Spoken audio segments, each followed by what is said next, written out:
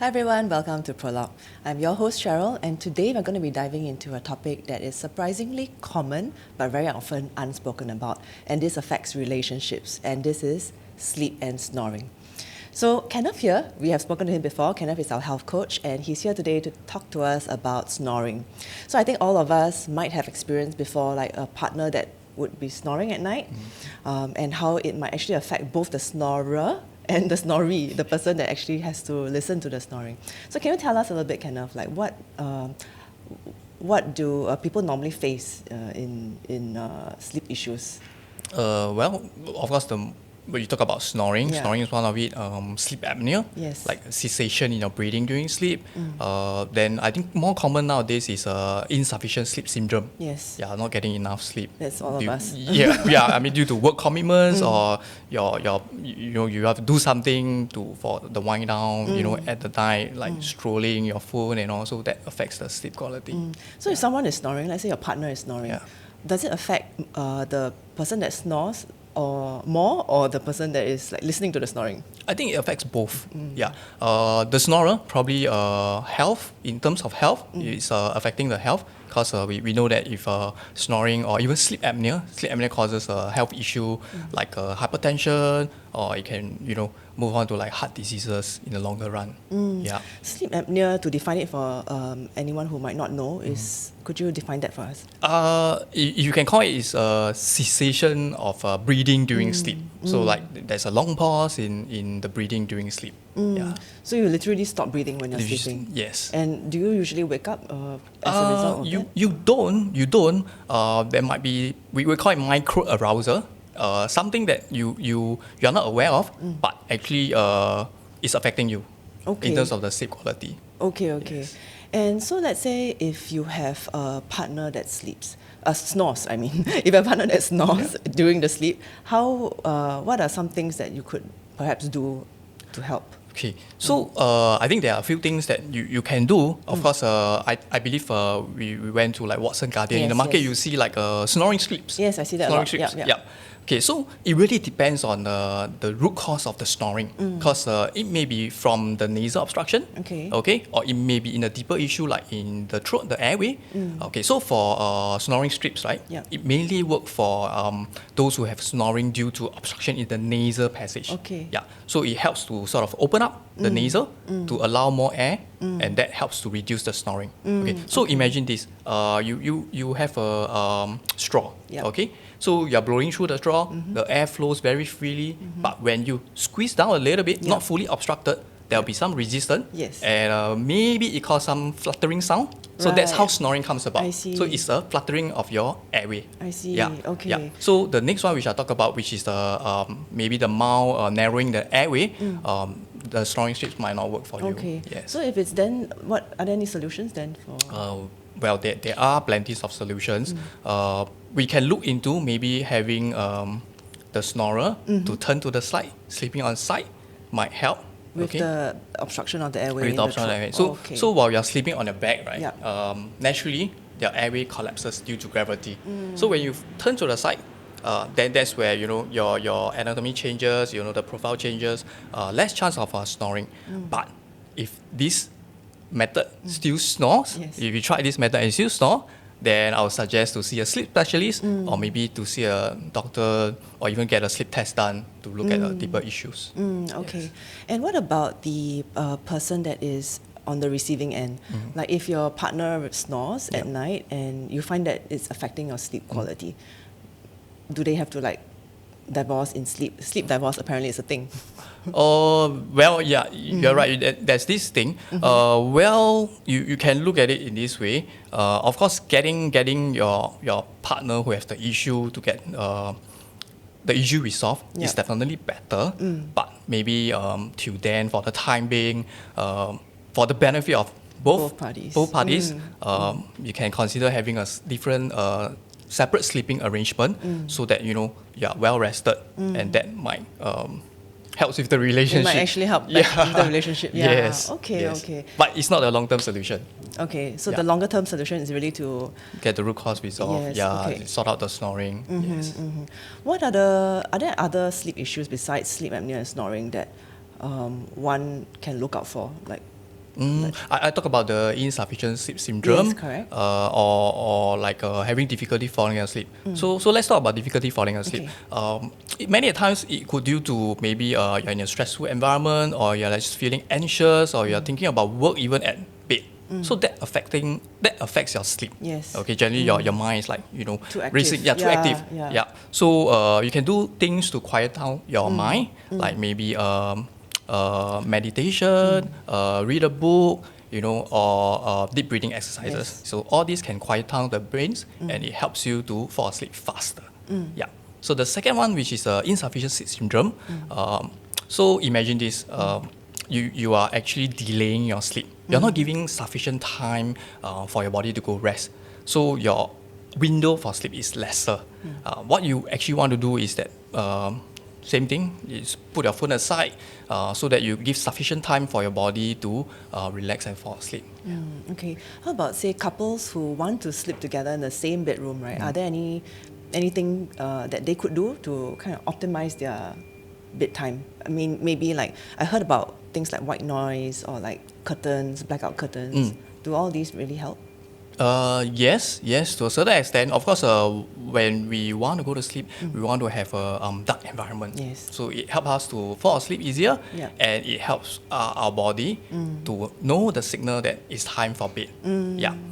Then having white noise might help for maybe mild snorers. If your bed partners snore very, maybe not very loud, not loudly. Okay. Yeah. So that help to mask the snoring a little bit. Okay. It helps to mask the snoring. Yeah, it Okay. helps mask the snoring a little bit. Okay, Yes. okay. So I guess I read before somewhere like sleeping, because our body is tuned to the day and the night. Yes. So I guess it's mimicking the nighttime environment in the bedroom Yes. to help you to sleep. Okay, I think that is a very actionable tip that we can make. Okay, Kenneth, this is something that has always been on my mind. Like, do men snore more than women? Unfortunately, it's higher prevalence in men. So statistically, right, Yeah. men are more prone to sleep apnea due to Okay. the anatomy and higher rates of. So you have higher rates of sleep apnea. I see, okay. Yes. And they snore more as well They because snore more as well. of the anatomy? The anatomy, yes.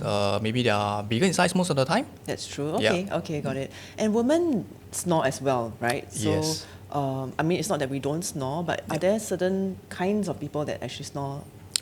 In fact, for women post-menopause, they have a higher chance of snoring due to hormonal changes, which affects the laxity of the airway. I see. Okay, Yeah. so the hormones kind of make your everything loose. Yeah. And then you snore. Okay, Yes. okay. Yes. So let's say if there is really very serious issues that I guess whatever we've tried that you've mentioned Yep. at home doesn't seem to work. What are the solutions actually available? So we can look into invasive and non-invasive. Okay. So of course, some of the tips that I given earlier are the non-invasive one, which we can include CPAP as well if the diagnosis is sleep apnea. What is CPAP? If you So could CPAP explain? stands for continuous airway Continuous positive airway airway pressure pressure. machine. Okay. Yeah, correct. So by the name of it, it's basically a device, delivers positive pressure into our airway to sort of open Open up your airways. Yes, correct. Ah, I So see. that prevents snoring and prevents sleep apnea. Okay, so it's a machine that you sleep with. Yeah, so it's a machine. Then there's a long hose, Right. usually about 1.8 to 2 meters long, attached to a mask. Yeah. Okay. So you put that on when you want to go to bed. I see. Yes. Okay. What other solutions are there if you don't want to sleep with a machine? If you want to sleep with the machine, then of course other interventions will be like maybe the invasive one, which is like surgery to remove obstruction. So mainly maybe the tonsils. If your tonsils are bigger or in the nasal passage, there's like adenoids that is obstructing the passage. Yeah. So these are some of the things that a ENT can suggest. To do to help to alleviate the snoring. Okay. But when do you know when? Because sometimes snoring could be also like a temporary thing. Like maybe you're going through certain stress in your, I don't know. Some people might snore when they're really tired or maybe they're Yes, really stressed. yes. But when is it time to really like wake up and say that, hey, I think I need to see a specialist? Okay, so if it's affecting your sleep more than a few weeks or even months, Then instance like while driving, you actually doze off, like in split seconds. That might, dangerous. yes, Yeah. correct. So these are danger to your to your life, or to your health. Then I think that's high time to visit to seek professional support. So yeah, you can see an ENT doctor, or you can look for a sleep specialist to to get it checked. So Kenneth, as a health coach, you have seen sleep issues being shared with you, right? Any Yes. interesting stories that you want to share? Okay, so I have one story to share. So this is a good friend of mine. He's my army mate. Okay. So can you imagine, because we sleep in a bunk and he sleep beside me. So for the longest time, I've been telling him that, hey, your snoring is very loud. You actually stop breathing during sleep. Oh, why not you get it checked? So he tell me, okay, then I actually loan him a device to do a sort of a home sleep test to get it checked. But unfortunately, he has issue using device, getting used to it. So in the end, he didn't get it checked by me. But I think once his second child is born, I think maybe because of his loud snoring, they couldn't actually sleep in the same room together, Oh, because you mean the husband and the wife can't sleep together? and the child. And the child. Yes, correct, right. So his daughter will actually get startled in the middle of the night and cry due to the loud snoring. So you Okay. can imagine how loud it is. So he went ahead and see an ENT specialist. That's where they do a more in-depth check and realize that his airway is actually very crowded. Oh. Okay, it's very crowded. So usually we call this it's due to anatomy. Okay, so because there's two parts to it. One is anatomy, which is overcrowding of your airway. Maybe you have larger tonsils, your uvula is large, your nasals are obstructed, you have maybe like a deviated septum, which causes obstruction. So all this requires a surgical intervention to reduce the tissue surrounding it, so that you have a wider passage, and that helps with the snoring. Another one will be obesity, which we can talk about it later. So for him, he actually went through the surgery, and he told me that, hey, it changes my life. Okay, he now that he can sleep like maybe 3-4 hours, and he's still feeling refreshed, as compared to in the past where he sleeps like 7-8 hours and he feels tired. So Yes. it's not about the quantity sometimes, it's really the quality of Yes, sleep. yes. But I guess for him it's because for the longest time, Yeah. he did not realize what is restful sleep. Right. Yeah. So even because in the recovery phase, of course, he had some pain, so that causes some disruption in his sleep. But he's getting maybe 3 to 4 hours of sleep. But he told me that he felt a great difference. Yes. Wow, I can imagine if he had never tasted like what sweet sleep is. Yes. I think that would be amazing. Correct. We spoke about obesity. So Yes. that is often, I guess, a cause of snoring. Is that what you're referring to? Correct. Okay. So in my line of work, Yeah. I've seen my clients, my patients, maybe they told me that while they are in their younger days, they are like fit, Yeah. because they work out. But as they grow in different stages of life, family commitments, work commitments, they slow down in their physical activity. So like no more workouts and also start gaining weight. That's where they realize that their snoring get worse. They even have like issues like sleep apnea. Yeah, correct. So while you put on weight, that actually put on more tissues in your airway, the neck. Here. Yeah. So when that happens, your air passage gets squashed, narrowed. So higher chance of snoring. or even sleep apnea, the obstruction of the airway. So in cases like that, then I guess losing weight would be the first response Yes. that you should do. Yes, Okay. you can try losing weight. Yes. Okay. Making lifestyle changes. Yeah. Okay, and earlier on, before recording this podcast, we actually spoke about sleep divorce, because I've not heard about this before, but apparently it's a thing where it's actually okay and actually better for the relationship to kind of have the husband and wife sleep apart. But in cases where, maybe it's not good for the relationship, or maybe it's causing like certain tension or arguments or like blame, what are your advice? Well, I think as a couple, Yeah. we can approach the issue as a shared problem, but not a personal flaw. So I guess empathy goes a long way. I mean, at the end of the day, the snorer definitely don't want to snore. Yes, Yeah, then, correct. yeah. But it's an issue that I think we can work together and let's resolve it together as a team. Yeah. So I think open communication and about sleep quality and how it affects each other is important to have a discussion between the both of them. Yeah.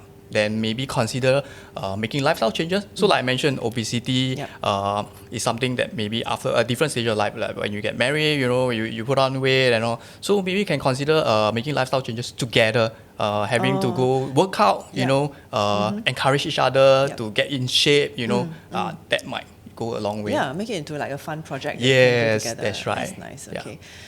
I think for today we spoke a lot about snoring. We spoke Yes. about sleep quality, and we spoke a lot about even communicating with your partner during sleep. Right? Is there any tip you would like to leave us with, like for anybody who is facing snoring issues?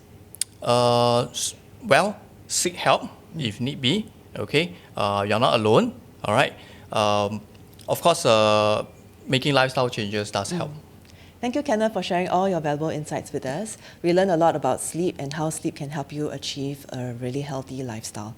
At Prologue, we believe that healthcare deserves a new narrative. If you found this episode interesting, or if you found that this might help someone you know, feel free to share it. And that's all we have for you today for the Prologue to Wellness podcast. Take care and be well.